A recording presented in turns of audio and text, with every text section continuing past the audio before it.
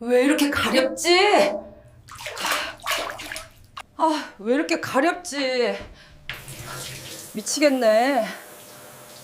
아휴, 이제 좀 살 것 같다. 구급차를 불러. 빨리 병원에 데려가. 빨리.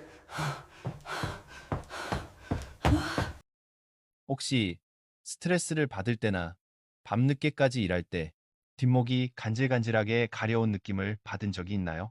혹은 귀 뒤나 목덜미, 윗등 부근의 피부에 붉은 발진이 올라오고 아무리 긁어도 가려움이 가라앉지 않으며 하얀 옷 위에 작은 각질 가루가 떨어진 적은요? 또는 발목이나 종아리 부위가 가끔 개미가 기어다니는 듯이 가렵고 특히 오랫동안 서 있었던 하루의 저녁, 그럴 때 더 심해지지 않나요?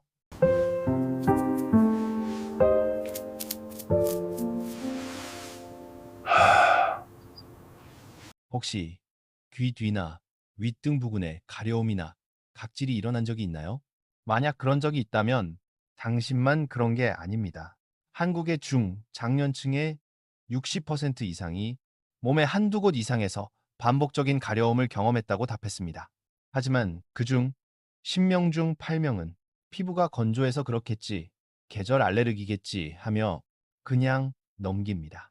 대한피부과학회 자료에 따르면 이색이 그중 약 15%는 나중에 그 가려움이 단순한 피부 문제가 아니라 대사 이상, 간담 질환, 정맥순환, 장애, 초기 신호였다는 사실을 알게 됩니다.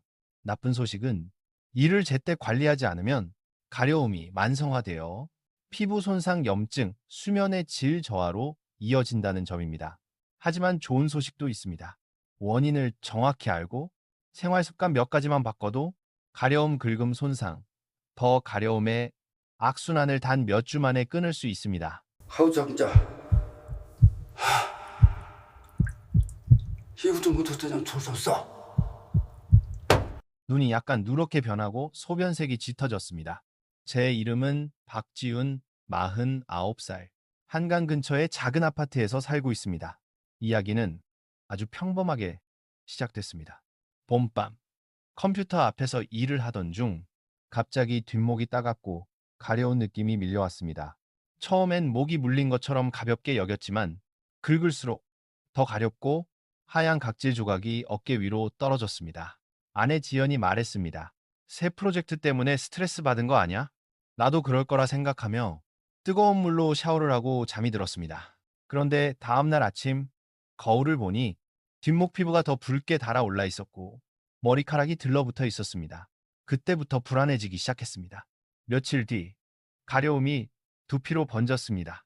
특히 헬멧을 쓰거나 목이 닿는 옷을 입을 때마다 따갑고 간질간질한 느낌이 심해졌습니다. 이건 지루성 피부염이에요. 스트레스와 호르몬 변화로 피지선이 과활성화된 거예요. 결국 나는 종로의 피부과 전문의 김민서 원장을 찾아갔습니다. 김 원장은 현미경으로 두피를 비추며 내 근무 시간, 샴푸 습관, 사용 중인 제품까지 꼼꼼히 물었습니다. 진찰을 마친 뒤 그녀가 말했습니다. 이건 지루성 피부염이에요. 네, 스트레스가 많을 때 코르티솔 호르몬이 올라가면 피지선이 과하게 작동하고 그 틈을 타 말라세지아 곰팡이가 증식하면서 염증과 가려움이 생기죠. 곰팡이라는 말에 순간 소름이 돋았지만 김 원장은 미소 지으며 덧붙였습니다. 걱정 마세요. 위험한 병은 아니에요. 피부 관리만 제대로 하면 충분히 좋아집니다. 그녀는 케토코나졸 성분의 샴푸를 처방해주며 이렇게 당부했습니다. 하루 걸러 한 번씩 감고 감은 뒤엔 꼭 두피를 완전히 말리세요. 왜 이렇게 가렵니?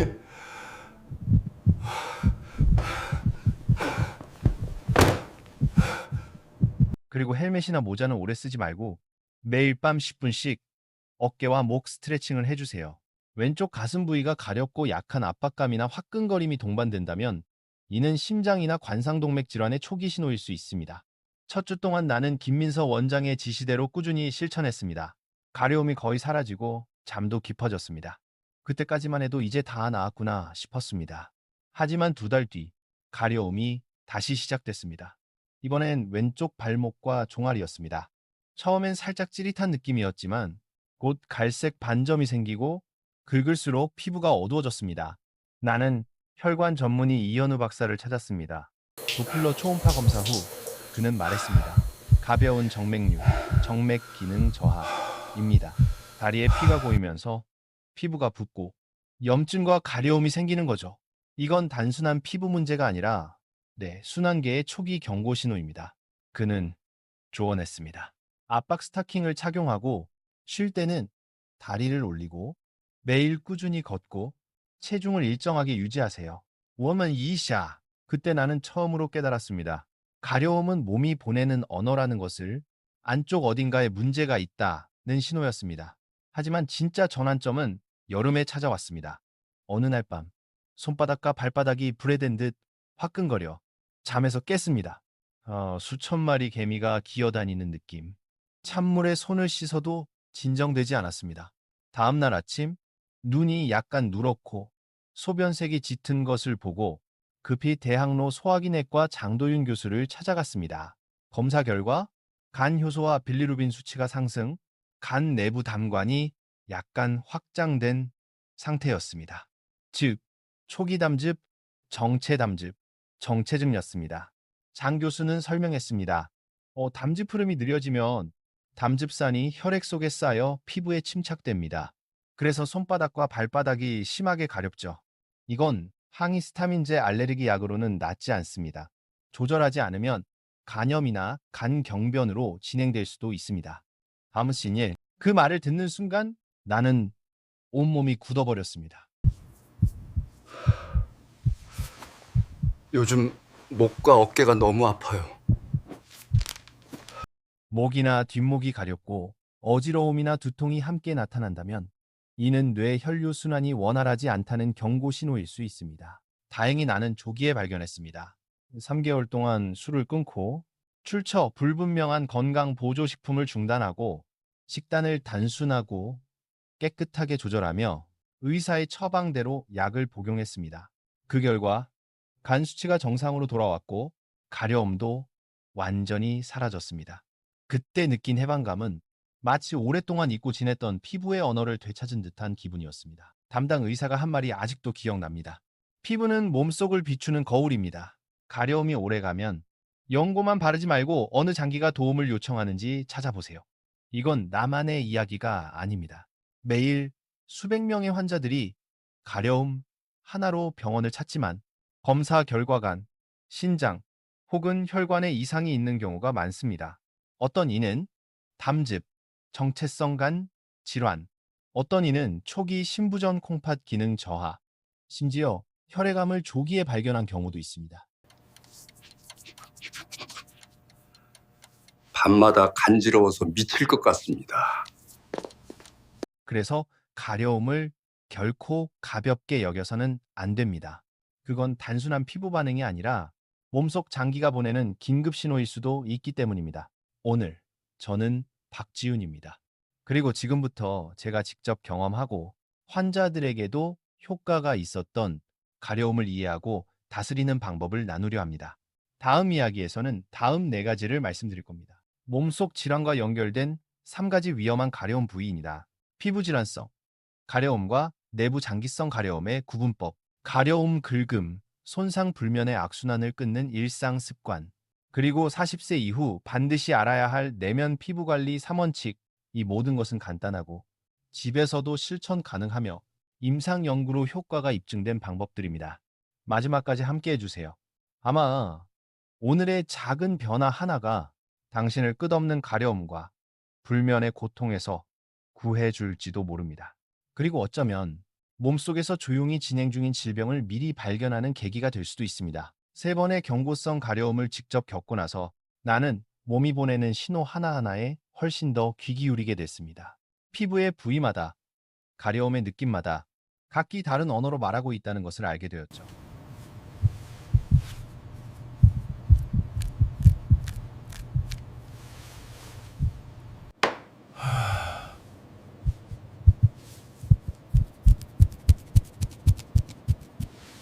첫 번째 부위는 뒷목과 두피입니다. 대부분의 직장인들은 이 부위가 가려우면 샴푸가 안 맞나 보다 혹은 비듬 때문이겠지 라고 생각합니다. 하지만 그 뒤에는 호르몬, 피지선, 신경계가 얽힌 복잡한 반응이 숨어 있습니다. 스트레스를 받으면 코르티솔과 아드레날린이 증가하고 피지선이 과도하게 활성화되어 피부에 기름이 많아집니다. 이때 말라세지아라는 효모균이 증식해 염증과 각질, 가려움을 유발하죠. 문제는 긁을수록 피부 장벽이 무너지고 세균이 침투하기 쉬워진다는 겁니다. 그런데 더 흥미로운 사실은 뒷목의 가려움은 단순히 피부 때문만은 아니라는 것. 이 부위는 목 근육과 상부 경추신경과 깊게 연결되어 있습니다. 컴퓨터 앞에서 고개를 숙인 채 오래 일하거나 어깨와 목을 거의 움직이지 않으면 이 부위의 혈류가 막혀 산소 공급이 떨어지고 그 결과 피부 신경이 과민 반응을 일으켜 가려움을 느끼게 됩니다. 나는 김민서 원장의 대기실에서 비슷한 증상을 가진 환자들을 여러 번 봤습니다. 공통점은 세 가지. 늦게 자고, 커피를 자주 마시고, 냉방기 아래서 장시간 앉아 있다는 점이었습니다.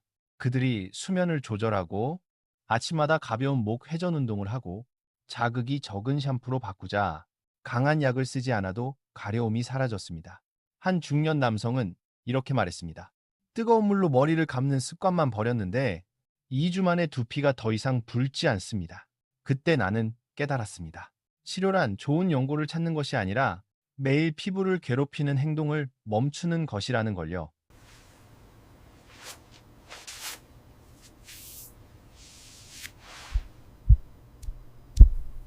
두 번째 부위는 발목과 종아리 아래쪽입니다. 아직도 기억납니다.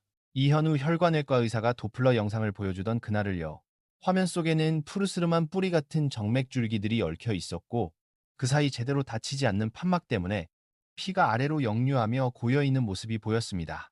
혈액이 그렇게 정체되면 그 부위의 피부가 산소 부족에 빠지고 혈장 성분이 조직 밖으로 새어나와 다리가 묵직해지고 가볍게 부어오르며 은근히 따갑고 간지러운 느낌이 생깁니다.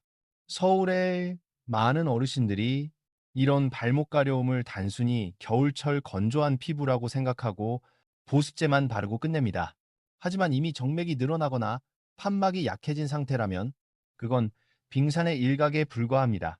이현우 의사는 제게 이렇게 말했습니다. 이 상태를 방치하면 정체성 피부염이 생기고 더 나아가면 정맥 궤양으로 이어집니다. 그땐 가려움이 아니라 통증이 될 겁니다. 그 말이 온몸을 소름 돋게 했습니다. 그날 이후 나는 세 가지를 꾸준히 실천했습니다.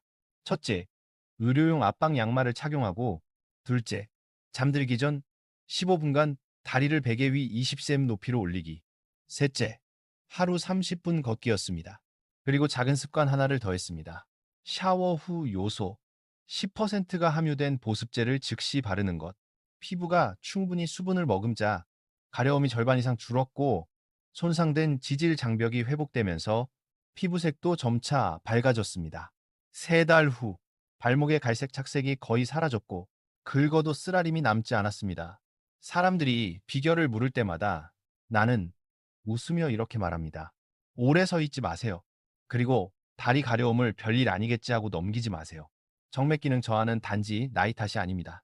그건 하루 10시간씩 앉아있는 생활 방식의 결과, 즉 현대 직장인에게 너무나 흔한 움직이지 않는 병이기 때문입니다.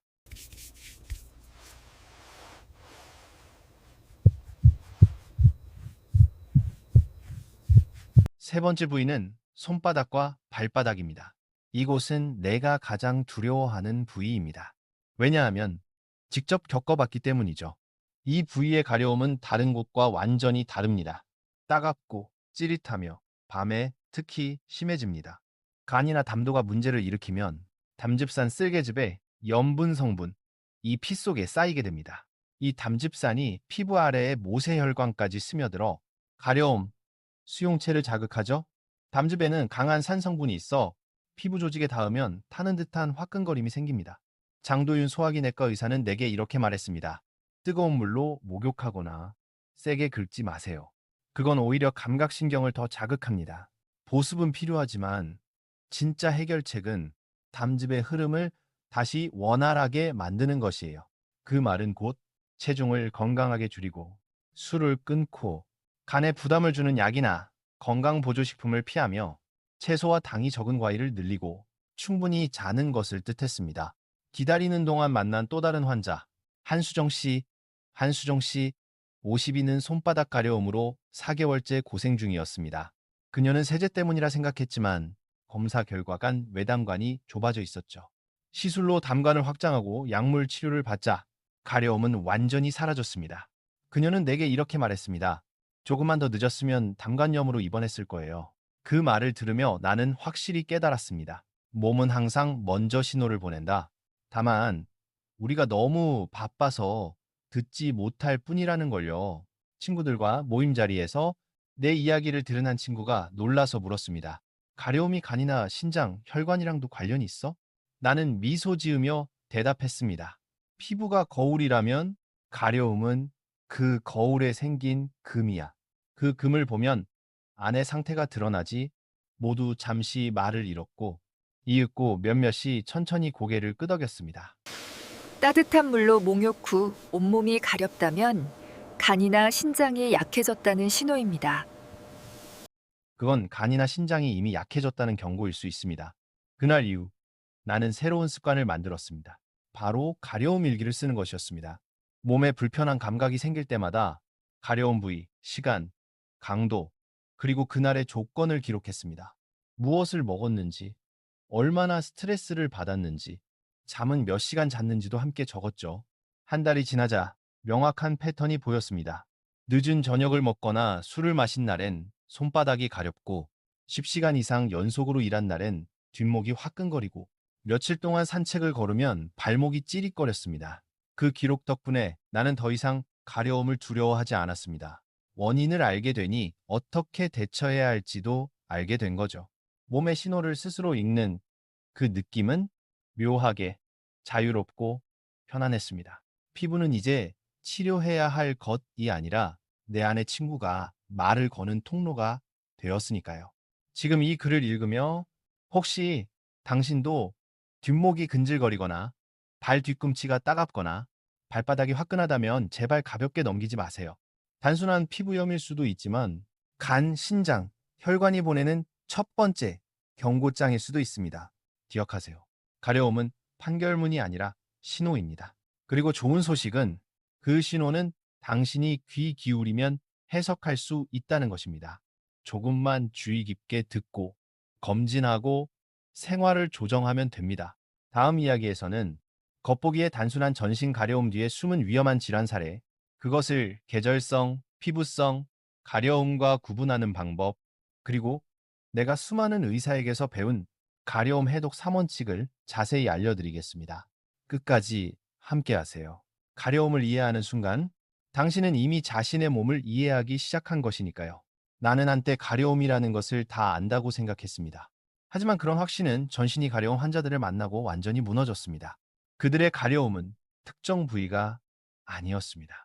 온몸이 근질거리고 긁어도 긁어도 시원하지 않으며 그저 불안과 공포 때문에 계속 긁는 것이었죠. 그때 깨달았습니다. 이건 단순히 피부의 문제가 아니었습니다. 피가, 간이, 신장이 보내는 도움 요청의 신호였습니다. 가려움이 피부를 넘어 몸속의 고통을 말하기 시작하면 그건 생각보다 훨씬 더 복잡하고 때로는 생명을 위협할 수도 있다는 걸 그때 처음 알았습니다. 가을 오후 장도윤 박사 진료실 대기실에서 나는 윤명호 72 어르신을 만났습니다. 마른 체구에 양손은 긁어서 생긴 상처로 얼룩져 있었습니다. 그분이 조용히 말했습니다. 밤새 가려워서 미칠 지경이에요. 마치 피부 밑에 무언가 기어다니는 것 같아요. 긁으면 따갑고 안 긁으면 견딜 수가 없어요. 가까이서 보니 등과 팔 피부는 건조하고 갈라져 작은 출혈 자국이 있었습니다. 검사를 마친 장 박사는 결과를 보며 말했습니다. 신장 기능이 떨어졌습니다. 요독성 소양증, 우레믹, PRE2C예요. 그 설명을 덧붙였습니다. 신장이 제 역할을 못하면 이 요소, 유래, 히스타민 같은 노폐물이 몸에 쌓이게 됩니다. 이 물질들이 신경 수용체를 자극해서 온몸이 가렵고 특히 밤에 심해집니다. 아무리 긁어도 나아지지 않는 이유죠. 그리고 이렇게 조언했습니다.